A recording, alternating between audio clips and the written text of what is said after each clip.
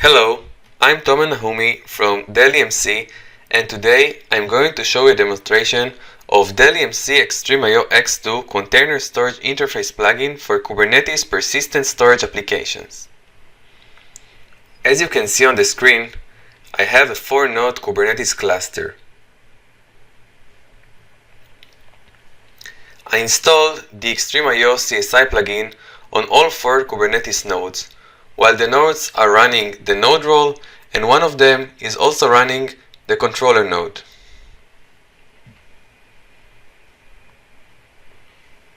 Currently, the Kubernetes cluster is empty, no pods or volumes are deployed yet.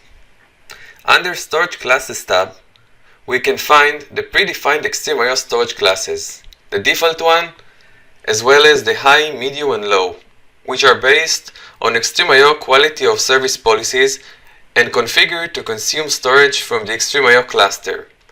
By editing the default storage class, we can see that the provisioner is set to XtremIO CSI plugin, reclamation policy is set to delete, and the volume binding is set to immediate. Now, let's take a look at my XtremIO cluster.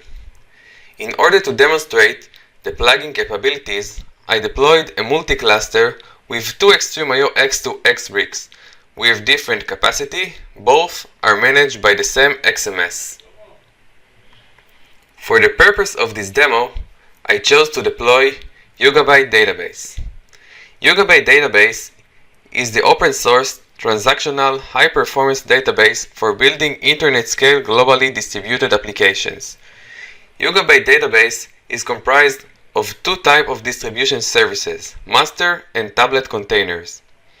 In the Yugabute YAML file, I set a volume claim template for each of them to consume storage from the XtremIO cluster via the CSI plugin, and it basically means that for every new pods, a new 200 GB volume will be created, mapped to the relevant Kubernetes node, mounted and formatted with a file system. Now, I'm creating the Yugabute application with kubectl command. The default application deploys 3 master and 3 tablet nodes. As you can see, the pods are being created as well as their persistent volumes. During this process, the volumes are being created on the XtremIO cluster, mapped to the relevant Kubernetes node, mounted and formatted with a file system.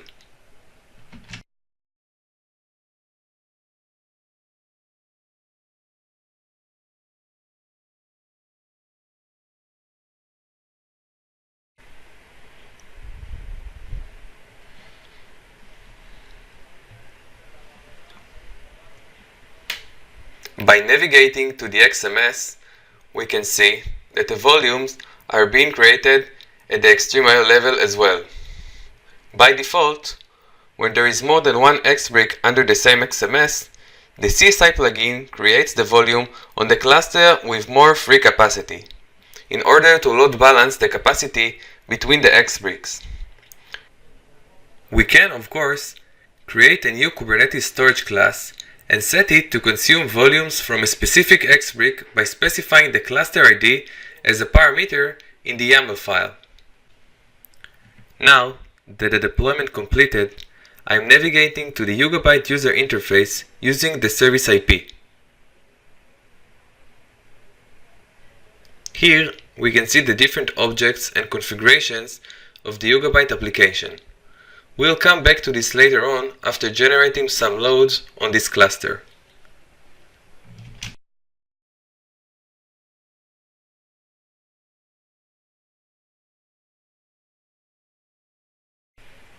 Now, in order to demonstrate the XtremIO unique performance capabilities, we will run a simple key value workload against our running Yugabute cluster, which is residing on multiple XtremIO X2 LANs.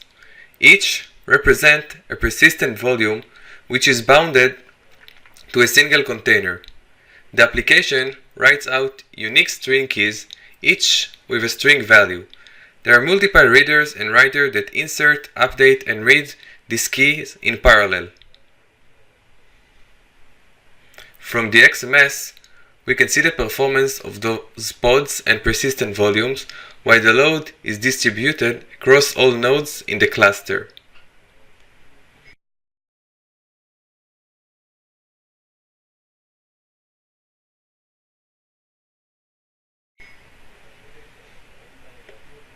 As I mentioned, the default stateful set creates 6 pods. Now, let's scale up the worker stateful set and create 7 more replicas.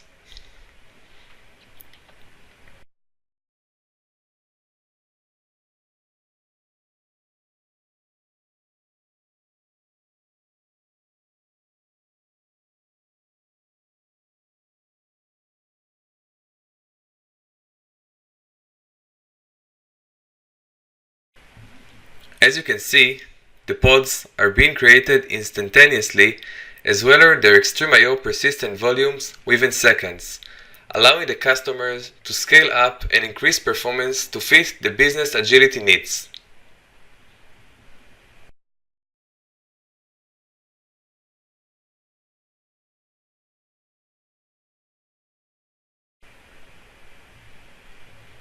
Exactly the same way, we can scale down the cluster and reduce the number of pods when they are no longer needed. The pods will be destroyed and the volume will be unmapped and ready for deletion.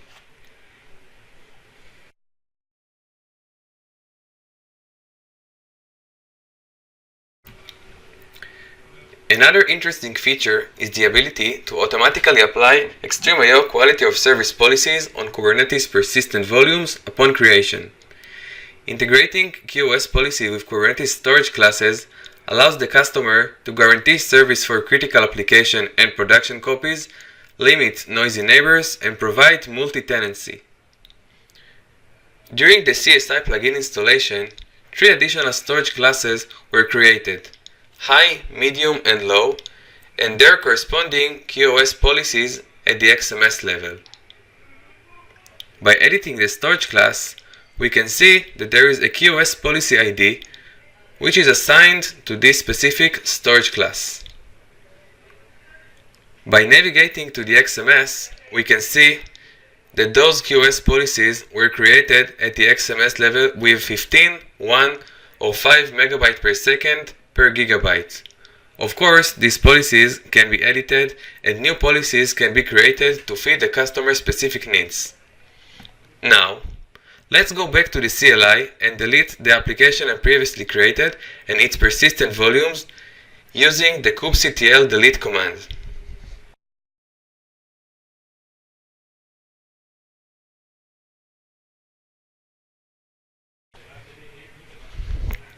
Now, I'm editing the stateful YAML set file, and instead of using the default storage class, I'm setting the master stateful set to use the high storage class and the worker stateful set to use the low storage class, and then I'm saving the file.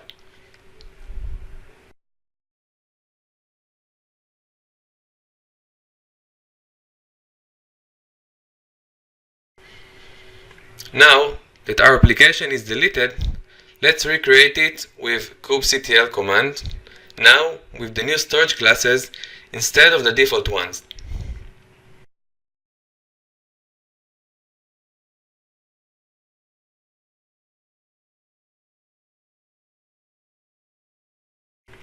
Within a few seconds, we can see that our pods are ready and their persistent volumes are running by running the kubectl get pods and kubectl get pvc commands. We can see that the new persistent volume claims are associated with high and low storage classes and of course the corresponding persistent volumes. From the XMS, we can see that the new volumes have quality of service policies assigned.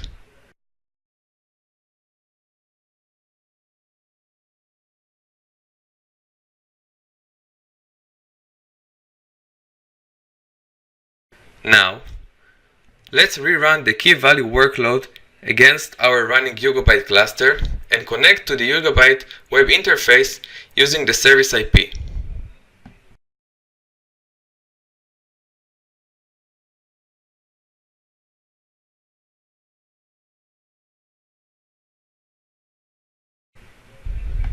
On this page, we can see the 3 tablet containers.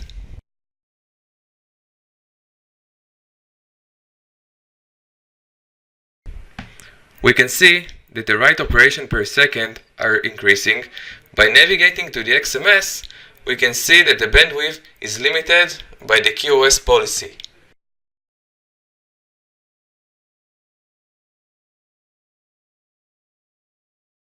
The green dots to the right of the volume name indicate that QoS is applied to that specific volume.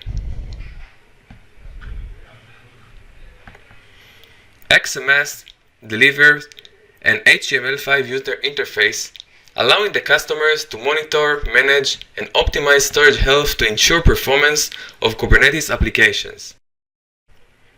The following report is showing the block size distribution during the sampled application run. We can see that most of the bandwidth used is 64 kilobyte blocks, as these are the block sizes that were configured at the application level Yugabute database to use against our storage array.